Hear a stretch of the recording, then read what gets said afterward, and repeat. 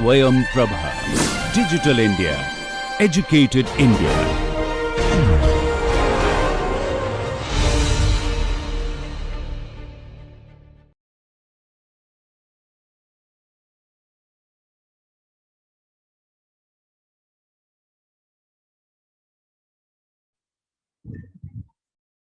The Bayesian is a way of incorporating our beliefs into an estimation process. So please note that the inverse problem, what we are solving, is basically an estimation problem. You want to estimate the cause from the effect. So it's also called the parameter estimation. If you want to estimate thermal conductivity or emissivity, we call it as parameter estimation. If you want to estimate the heat flux, which could be a function of space or time or both, then it is called a function estimation. Something you want to estimate, a parameter, a quantity, a function. So it is called various ways as parameter estimation, the function estimation, and so on. The basis of this comes from the Bayes theorem, where there is a P of X. Okay, so this is called the posterior, just to jog your memory. This is the posterior probability density function, is the product of the likelihood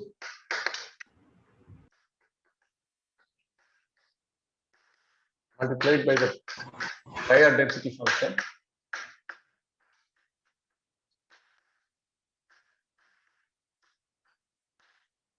divided by P of Y, the normalizing constant.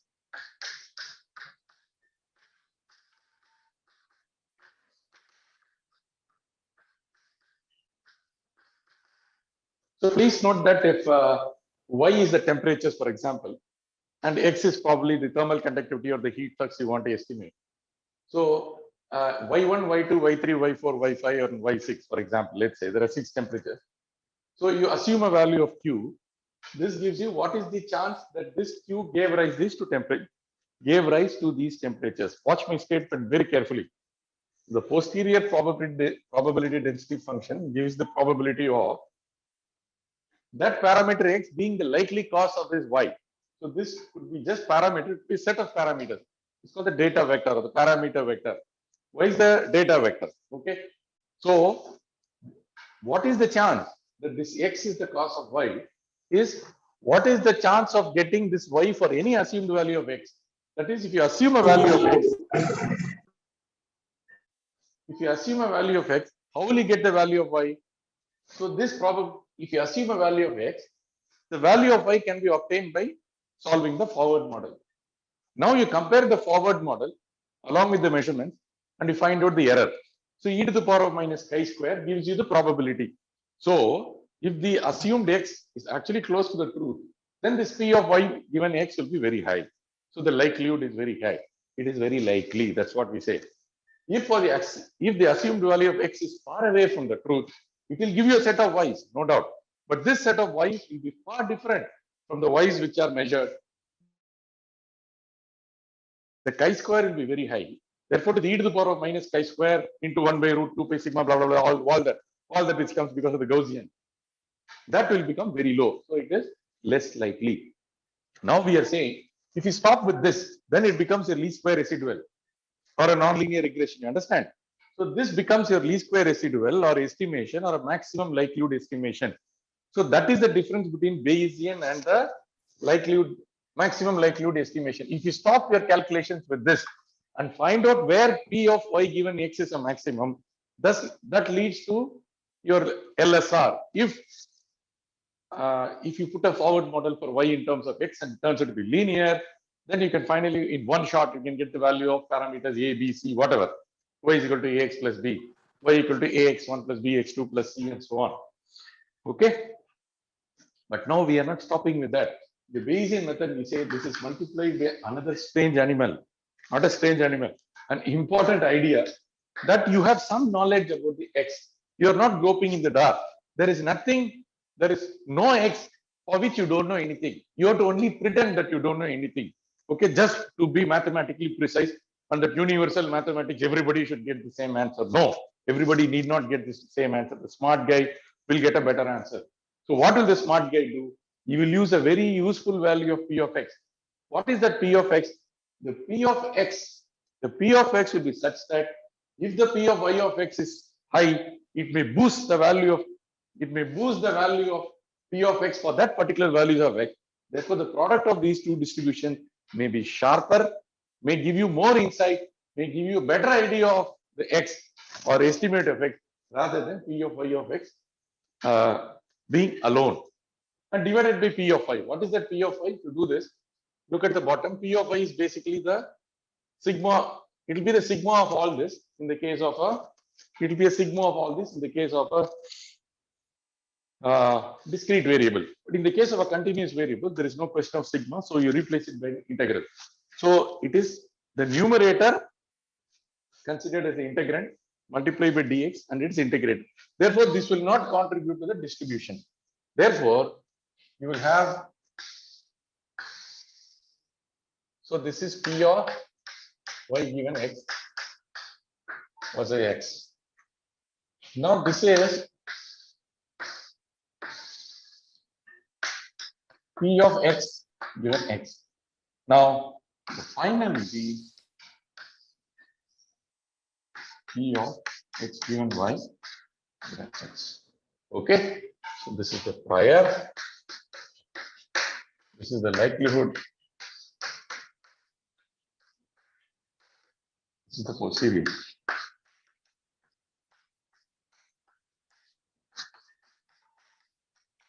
We just call it as the posterior or TPDF. Since both are Gaussian, the product of two Gaussians will be a Gaussian. So this will be like this. What is the advantage of this? This prior, you can have a prior like this. That means you're assigning a value of 1 or 1 by root 2 by sigma square, whatever. So for every value of X, the P of X is the same, which means the P of X given Y is proportional to P of Y given X because this is the same for all the quantities. That means you don't weight a particular sample. You have no idea. So you don't want to put any subjective information into the estimation process. So this is called an objective prior. While it can be a mathematical delight for an engineer, it is a no-win situation because you're not exploiting the Bayesian. So we call it as a non-informative prior. It doesn't give any information.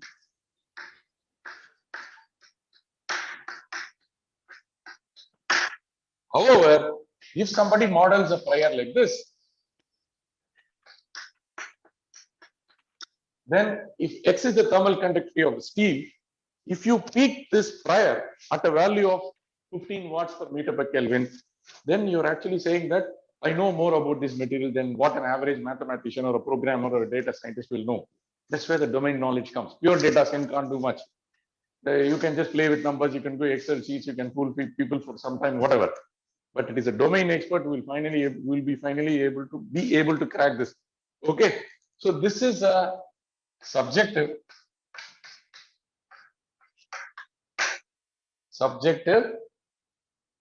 prior.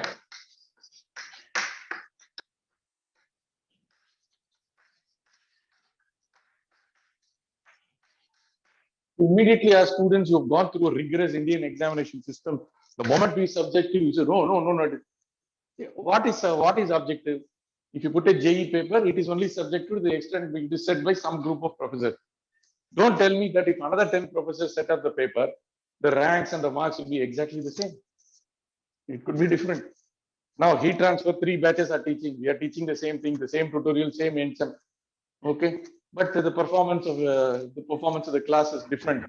Even if there is the same IQ level, same preparation, whatever. So there is a subjectivity there. If I set the question paper, the grading for the marks obtained by 150 students may be different. If, for example, Satish Girgudi sets it could be different. So if S. Balaji or Arvind Bhattamata said it will be different. Whatever it is. So first of all, get over the idea that everything is nothing is objective. Finally, I mean this is very terrorizing, but this is the truth. When you approach truth is something which is very elusive because if you measure temperature with a thermometer, you will say it is the truth. I will measure with a thermocouple and say it is having error. Somebody can measure even more. Somebody can measure an electronic temperature with spectroscopy and say that the thermocouple is also an error. Truth is only to the extent of how you observe. As you're observing systems and mechanisms, your understanding of the world becomes better and better. your truth itself will change. From Newtonian mechanics, you went to relativistic mechanics and all that. There is nothing like an objective truth because there is always an observer. Depending on the observer is conditioned and different people are conditioned different. Though many people may agree, they may write books, it may come in textbook, it may decide the fate of many people, whether they get into IIT or not, all that is okay. Finally, truth, if for the moment you say truth, it will give you sleepless because we don't know what real truth is. So the whole thing is the Bayesian approach is all of us can only approach the truth. I mean, truth is elusive. So we can't really reach the truth. Okay, we approach the truth. That's what is done even in an optimization algorithm. If you say dy by dx equal to 0 and say that at that point I'm finding the maximum, you're saying with certainty, but how arrogant it could be. How can you know with certainty? Because you are taking some function. The function itself is an approximation. All the values of all the quantities are approximation. So the calculus precision shows some arrogance. It also shows some ignorance because there's always a plus or minus associated with everything. So that is not taken care of by, if you just differentiate and say equal to 0 and second order necessary and sufficient condition, I find out in maxima, I got the answer. When you actually do it in the lab or do it in the workshop, if you make a Hyundai car, Elantra car like that with all that, you'll know that finally every car will be a little bit different. So some people will get a fuel efficiency of 10 kilometers, somebody will get 8, somebody 11, all are subjected to design conditions and all that. So the variability is something I want you to appreciate because all of you, your teachers, the whole system has taught you certainty, objectivity. Nothing is really so objective. Okay, 2 plus 2 is equal to 4. I mean, that's because somebody said after 1, 2, 3, 4 will come. Because why should that 4 come? Because somebody said, we don't even question. 1, 2, 3, 4, then thousands of years we are following that. It is a convenient way of counting. It is a convenient, but we know that 4 is different from 3. 4 is also different from 5. Okay, now let's get back to this. This is a subjective prior or an informative prior. Now I can do something with this.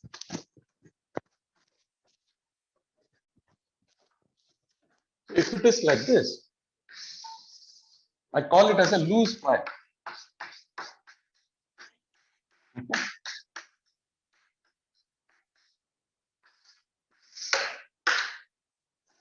Okay, so this is a tight prior.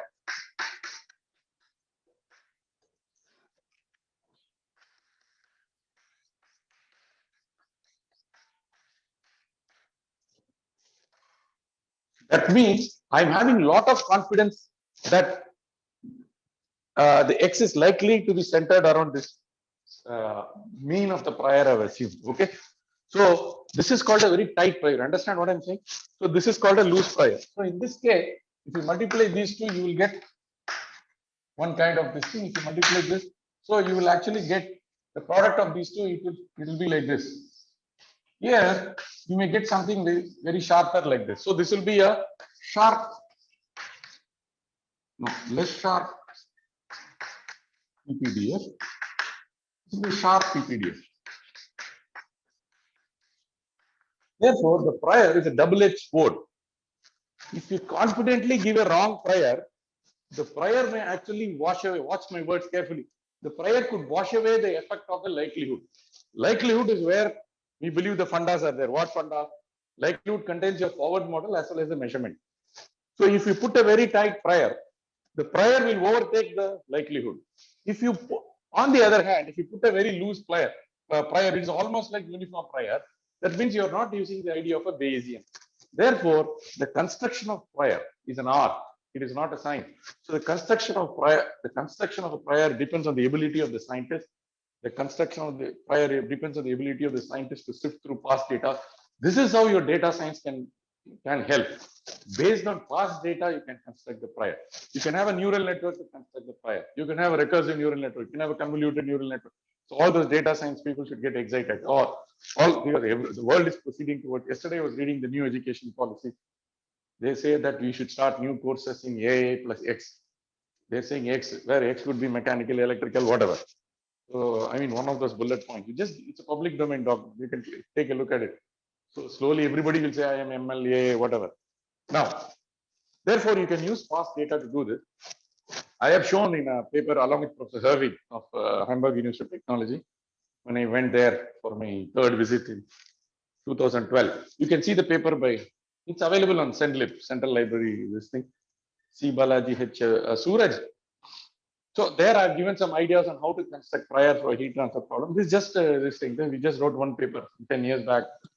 I went there and then my PhD students did some measurements here. So we can construct a lot of, so there are many ways of creatively generating priors and so on. So this is the framework. Usually prior is given in the form of a distribution. Okay. In this case, in this course, we are going to deal only with Gaussian processes. You can do with the extreme value processes. You can do what is called heavy tail phenomena, like Weibull distribution. So for example, the Weibull will be like this. Right? So it will be like this. So one of the problems of the Gaussian is it cannot capture the tail. Okay. So it gives low probability. And so if you're using a Gaussian to find out the crash in the stock market, or a one in a what is called a black swan event, or 1 in 100 event like a pandemic, or you want to find out the tsunami or earthquake or the Bombay rain, I think 94 or whatever. So a Gaussian cannot capture it. You need a non-Gaussian, because Gaussian is like democracy, right? So it's a levelizer. Everything is centered around the mean, and then on both extremes the probability is very less. Let the probability be very less, but one event like that can finish off some island. Okay, can finish off something. If there are some 100 centimeters of rain, 1-2 days, we are finished. Okay, this is the framework. Okay, now how do we actually do the math? Any doubt so far?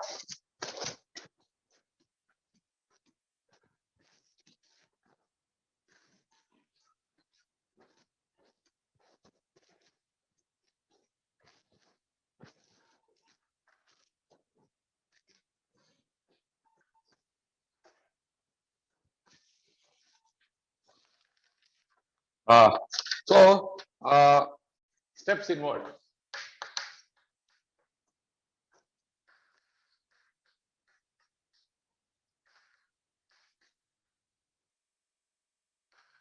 Steps involved in a Bayesian approach. So please take down this. It's an important.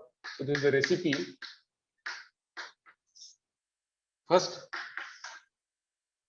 experimental data collection.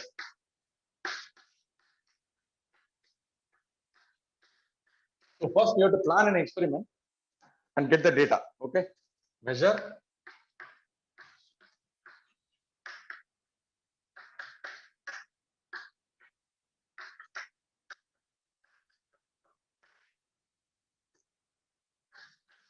this could be the data which is coming out of your production room, or this is the data which could be coming out every day. Okay, there should be some data. It is not just historical data. This is fresh data with which you want to analyze. Okay, now model the likelihood.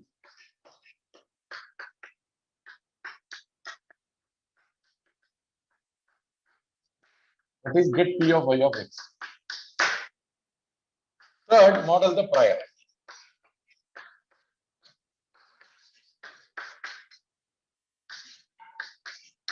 For this course, we'll ask you to take the prior to be a Gaussian with a mean and a sigma of this and this, blah, blah, blah, blah. Usually the sigma is considered to be plus or minus 10% of the mean. So we will give you the prior, so because just a course and we just want to see whether you know it. In real life, it's a tough. Of course, I discussed with Suraj in the morning. He came to my office sometime back. So some intelligent way of generating prior will tell you for one problem.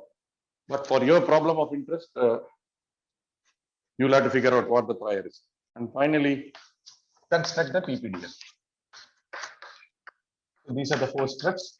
Construct the PPDL.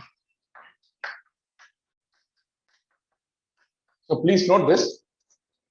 So you have to be a good experimentalist.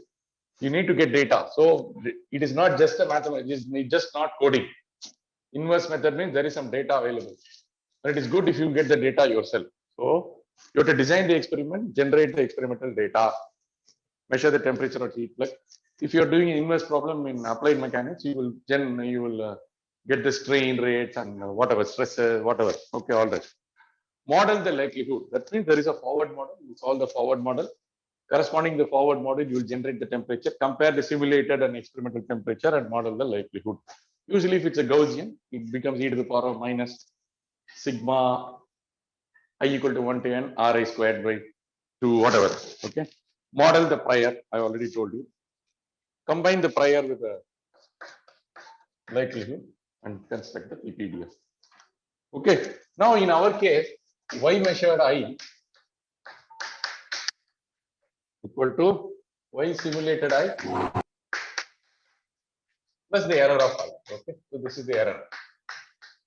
The error in the ith measurement. Okay. Assuming a Gaussian for the error.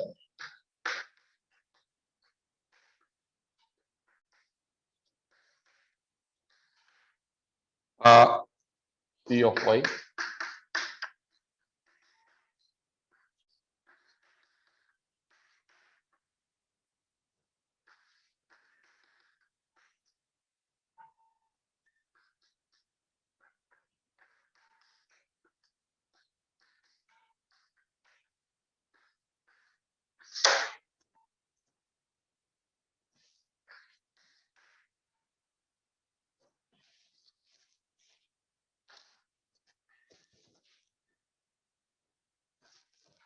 is it okay?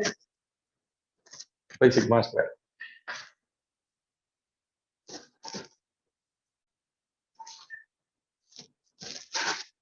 All right. So please note that. Okay, for a uniform prior,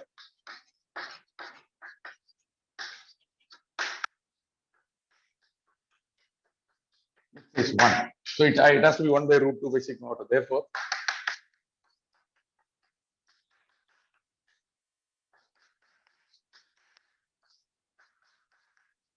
so it is proportional to P of y given. Therefore, since we are interested only in the distribution and you will extract properties of distribution, if you know the likelihood, you can get the posterior. So this is a simple case of a uniform prior. If you don't use a uniform prior, then you have to, the prior will be another Gaussian usually. The product of two Gaussians will be a third Gaussian. Then you will have to work out the properties. One could be where does the maximum arise, what is the minimum, and so on. So please note that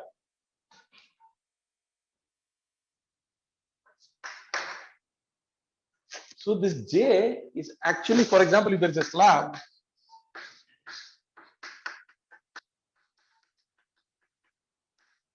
there could be some 6 or 10 measurements. So this J equal to 1 to n is for the measurements, the number of thermocouples, the number of places at which you measure. Please note that is quite different from I. What is I? I will take, for example, I generate, let's say that this is temperature and this is, let's say, thermal conductivity. So I can take K1, K2, K3, K4. Okay. So in that case, what is the probability that K1 gave rise to these temperatures? Okay. What is the probability that K1 gave rise to these temperatures? In this case, K1 is K of I. In this K of I, there is a Y of J. The Y of J is the measured temperature. The J is always varying from 1 to 6 or 1 to 10, whatever, because you are measuring temperatures at certain number of locations. So there are two counters. One is the number of temperature measurement, and that is the J. The I is the ith sample. You are generating the sample because only when samples are generated, we'll be able to construct. See, what you will do is finally, how do you construct that posterior?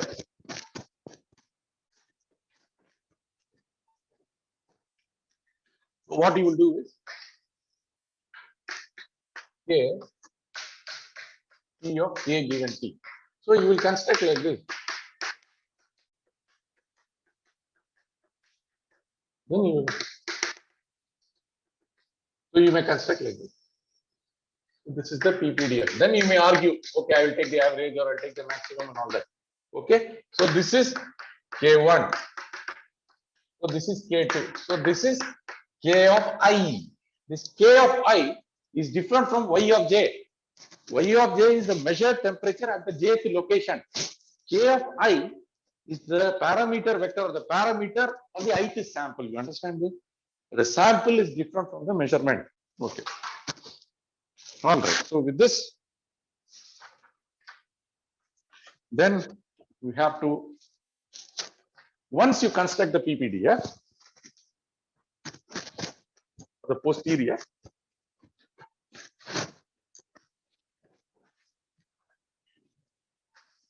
This is your PPDA. Posterior probability density function. Okay. Then point estimates.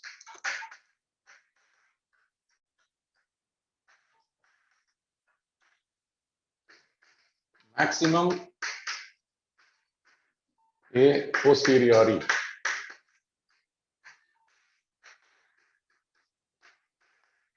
Maximum a posteriori is the maximum. You have to find out where it occurs. Then you say that the K map, you can say that this is the solution. This is the solution only if you are using the map as an estimator. Don't think that it's a be all and end all. Because suppose you are sampling from here to here, you say this is the maximum. But we don't know whether the graph will go like this, or whether the graph will go like this, graph will go like this. Have you sampled all the points? What is the accuracy with which you are sampling? Therefore, don't immediately rush to the truth because you found out the peak. You found out a peak based on your 8 points. If somebody takes 800 points, you'll get some other peak, which may be close, but it may not be the same. So this rushing to the truth, you should know that truth is not so difficult. It's not so easy to find out. I am driving home this point because many of you are, you say the question paper, there is one answer, everybody goes calculus, this thing, maths, there is one answer, JE. You just come out of that. Please handle uncertainty. The pandemic will teach you. We have to understand, we have to handle uncertainty. We have to handle variability. There is nothing like the truth. Please have the humility. Nothing can be cracked by writing a code or solving an equation, put y equal to sin theta, dy equal to cos theta, d theta. That game is over. We did it for hundreds of years. So please approach everything with certain humility and modesty. So don't say that this map is the truth. It may be close, but it may not be the correct answer. So this is only 1 point estimate. Okay. The second point estimate is the mean, which is more. Okay, the mean is a better estimate. So the mean is basically integral x e to the power of minus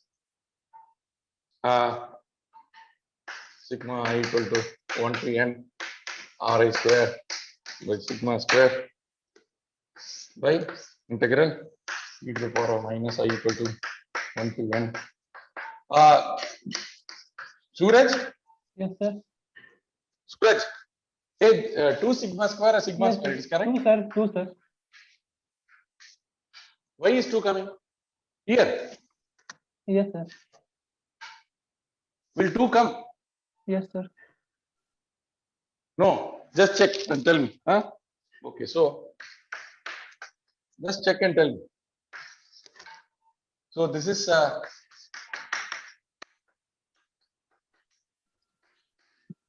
if you say 2, I will accept. Anybody else? Whether 2 will come? Yes, sir. Okay, then we will change it. Yes, sir. Chi square by 2. Okay. Chi square by 2. Very good. Okay. We already derived in the class. No, Anand, I told you that. No? Yes, So sir. 2 Yes, doesn't sir. come suddenly. Okay. It was there. Okay. It was there. Okay. Suddenly, sir, if you will say, sir, suddenly bringing some 2. He is not sure of what he's saying, so you should not bring into that. So we already got this. Okay. The advantage of the Bayesian is the sigma x square. Okay. Sigma x square minus x bar e to the power of minus sigma Ra square by 2 sigma square. Why?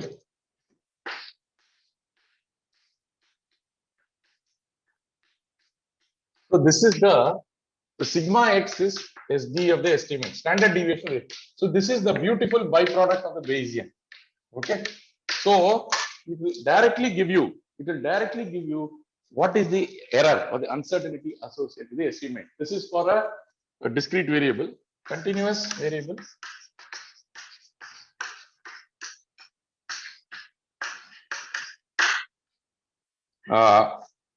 Sigma x square.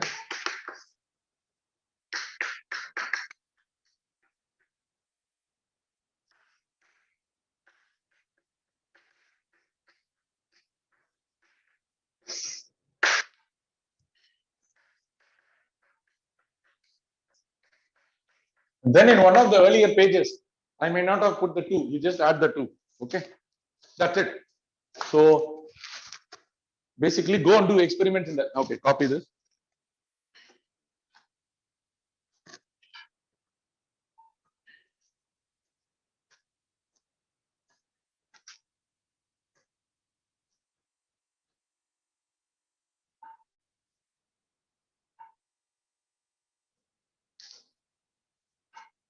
This won't be I in this case. Okay. So this should not be I. No?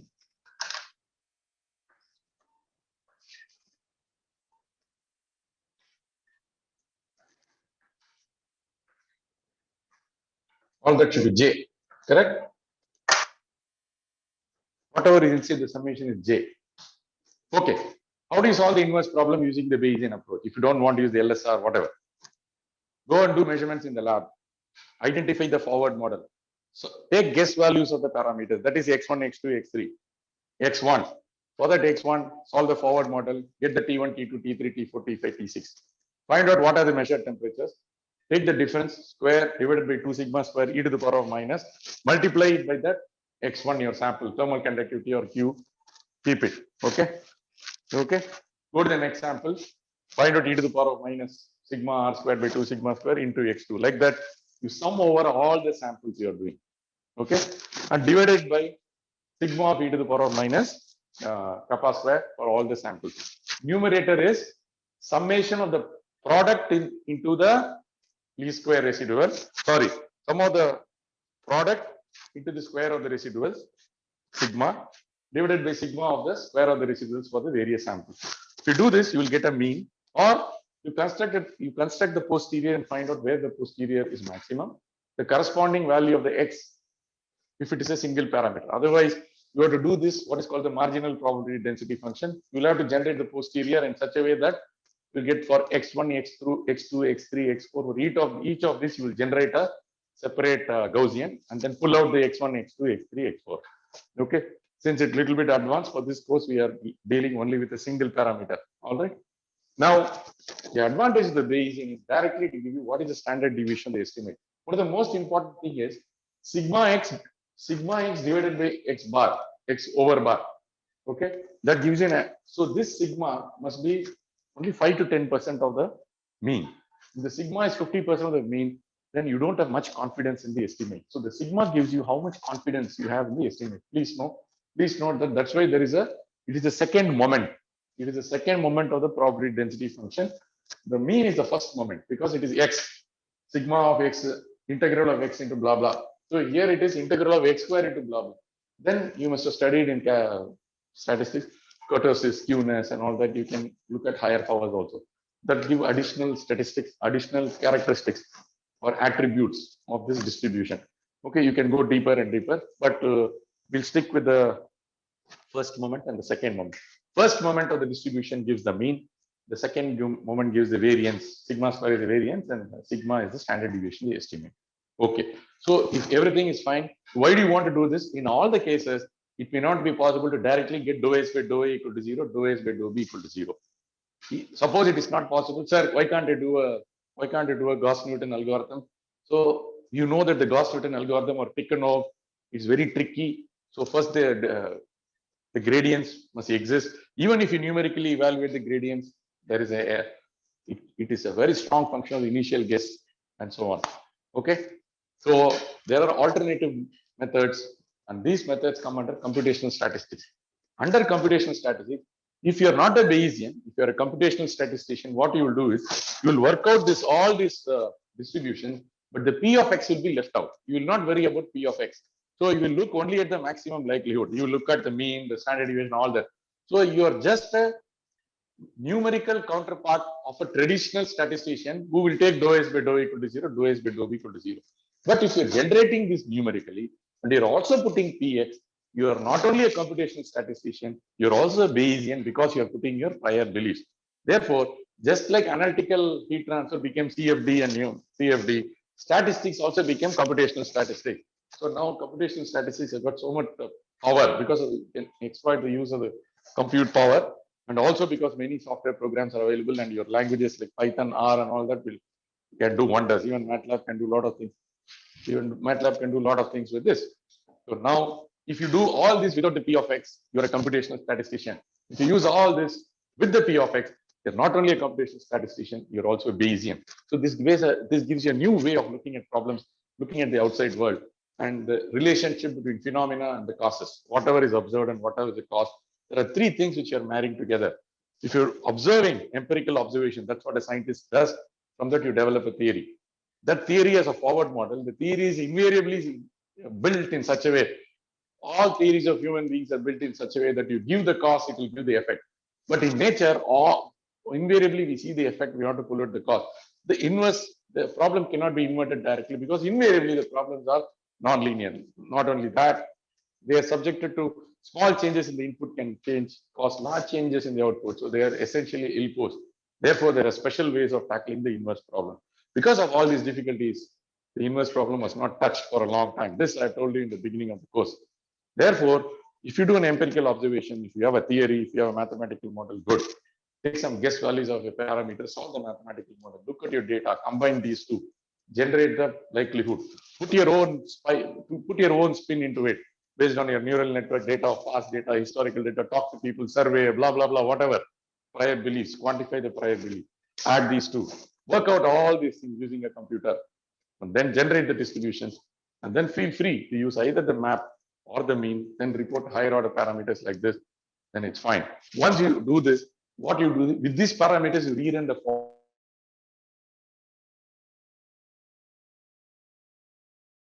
Measure temperatures. If they're very close, celebrate. If they are not close, that means the answer is not good enough. You have to dig deep.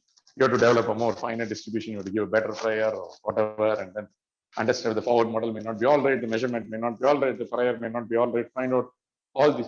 Find the cause why that cause is not the correct cause of the effect. Okay, so this we can go further and further and further. You can go deep into this ocean of inverse methods. All right, now attendance link is there. They are all Akula is given. Raj, who is that? Suraj, please show the problem now. What will be the problem number? Anand, what is the problem number? 19, sir. 19. Okay, very good.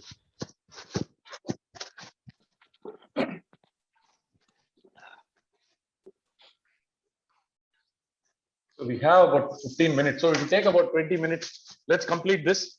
I don't want to, because tomorrow is the last class for my portions. Okay. Yeah, consider this. So please note down, this is the same problem which we did using LSR previously. Suraj, is that correct? Same temperatures, right? Yes, sir. Okay, same temperature.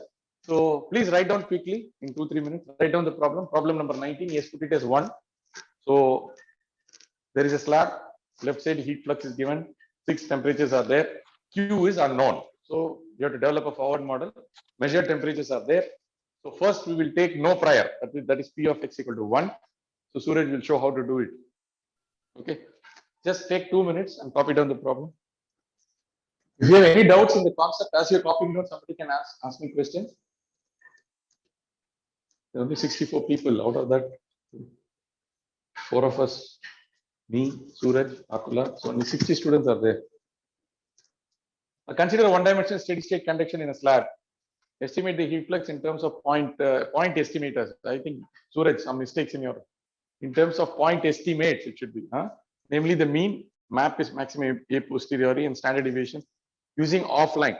When you're saying offline, so this is Suraj's terminology. Offline means you divide the samples a priori before itself. Okay, we'll tell you what that is. Experimental temperatures at various locations are given below. Thermal conductivity length, everything is given. Boundary temperature at the right side is 10 degrees centigrade. Take uncertainty as plus or minus 0.1 degrees and generate 11 samples of the heat flux between 900 and 1500. Okay, now go to the next page, Suraj. Okay, now look at the left side. So first, forward model.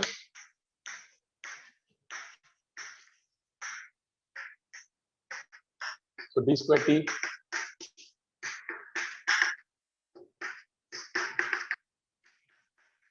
So t equal to ax plus b. Okay. Now P is minus Q by K X plus PL by QL by K. So we are rearranged it in this form such that you can put the X there. Now watch the logic. Okay, go to the previous slide, Suraj. Okay, now watch this is the forward model. The forward model is very simple. Sometimes you have to write a computer program. Sometimes the forward model can run for 20 days or 30 days if it's a power plant or a nuclear reactor, whatever. Okay, now go up slightly, show only the table.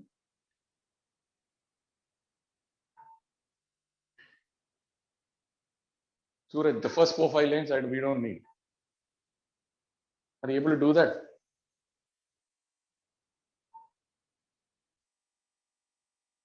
Okay, he's doing. Okay, so what you do is first take Q. So you can take Q equal to, so wait. So generate 11 samples of the heat flux between 900 and 1500. So first sample Q equal to 900. So you'll substitute Q 900.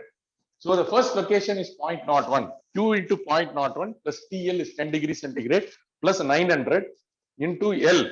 L is the total length of the slab divided by the thermal conductivity is given to be 14.4. This will give you T1.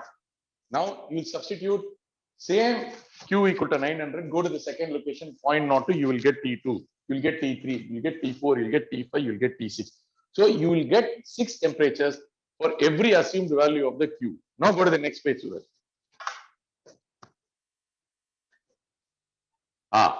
So please see this. So for 900, so the first X1 at 1 centimeter, 13.75 degrees centigrade, 13.13, 12.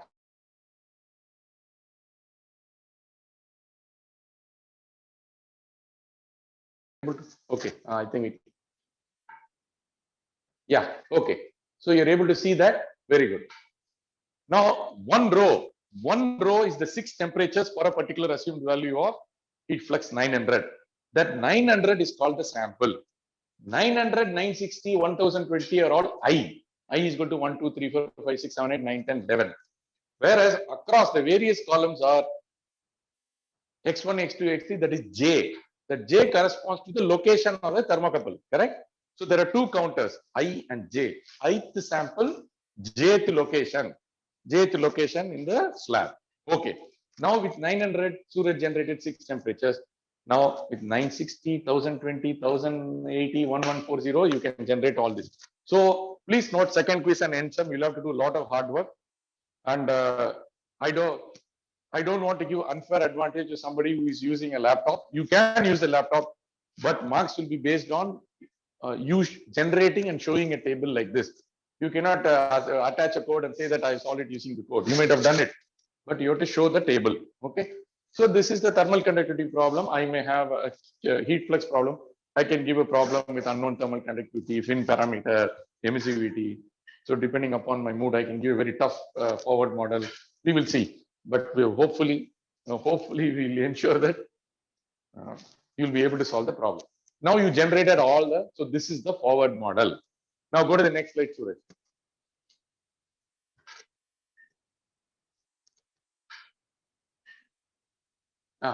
Full screen, I'm not able to see yours. Okay. Hey, how do I get hold of remove the chat? Close chat. Okay, very good. Now, yes. Now go to the next slide, Suraj.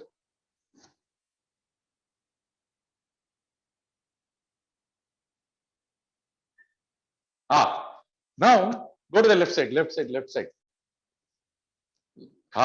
Please go to the left side. That's where all the fire is. The sum of the squares is S equal to sigma, I equal to 1 to 6. Okay. T simulated I minus T experimental I whole square. Then P1 is e to the power of minus S by 2 sigma square. P2 is Q into e to the power of Q into P1. P3 is Q minus Q mean into that. Basically, Suraj is doing all this so that we work out all the statistical parameters. Okay. So for 900, for each of the samples, you are generating the sum of the square of the residual S, P1, P2, P3, and then the PPDF is given by what, Suraj? What, sir? The PPDF, the last column is given by Yes, the sir. product of Product actually P1Y divided by summation of P1. P1 divided by summation of P1. That's what he says. So P1 divided by summation of P1. Is that okay? Then the P1 multiplied by the Q. Okay. The P1 multiplied by the Q. What is that? P2, What is P2? That is P2. P1 multiplied by Q is the P2. P3 gives you the basic working column for getting the standard deviation. Okay. Now look at the sum. Yes, put the last row as the sum of all this. Now you can do the sum of all this and then come down. So you can actually get. Did you show the further calculation? So QM. Please note QM is the mean. Is equal to sigma q e to the power of minus s by. Look at the whatever is written in the box. E to the power of minus s by 2 sigma square divided by sigma e to the power of minus s by 2 sigma square. Then sigma q square is a variance that is given by this. So from this calculation, the mean is turning out to be 1258 watts per meter square, and the standard deviation estimate is 10. So the standard deviation 10 by the mean is quite low, and it looks fine. So if you look at the map, right side, I can say the map is it is highest of 0.97 corresponding to Q equal to 1260. I can say that the map is 1260, but I should be more careful. I will say that the maximum lies somewhere between 1200 and 1320. Is everybody with me? I can't see you. Can somebody endorse me? Say yes. The maximum lies somewhere between 1200 and 1320. Correct? Of the posterior. Is that correct? Hey, can somebody confirm? Yes, sir. Okay. Go to the next slide, Suraj. Okay. Now, this is the we solved this problem using the LSR in one of the previous classes. The LSR solution was 1206.7, but this has got no prior. We got an error, but still we were able to solve it. We didn't have to do the stuff for dou S by dou A equal to 0 and all that. We didn't solve simultaneously and this thing and all that. And please note that this is scalable. I can use it for a non-linear problem. I can use for multivariable, whatever be the format where the linear regression may not work. Now go down, Suraj.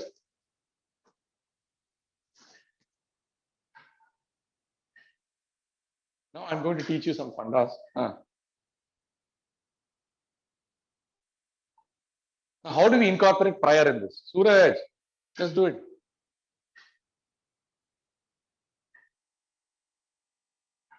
Hello.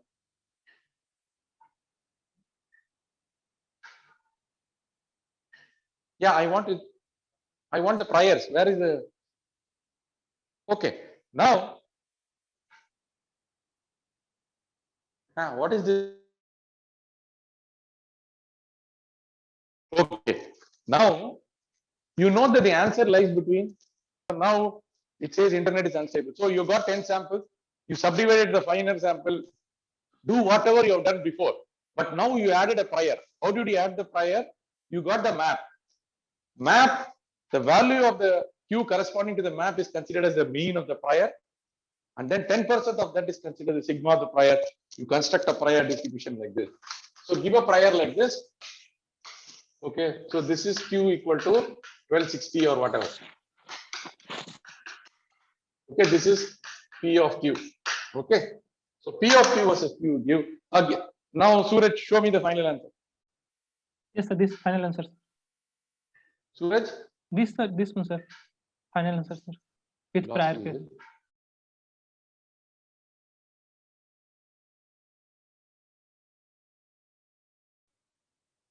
Oh no, there is a PPDF. No, with that.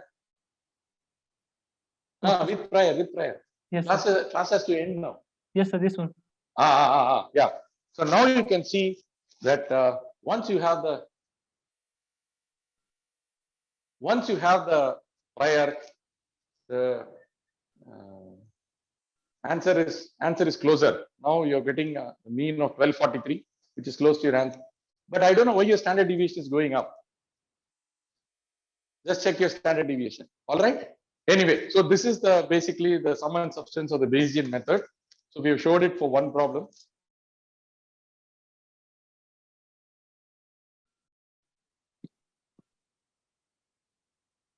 Okay. Now, thank you very much. So we'll end the class here. So tomorrow will be the last class. So we'll solve this problem using the Markov chain Monte Carlo. What is a Markov chain Monte Carlo? What is a scientific way of generating samples? That's what we'll see. Thank you very much.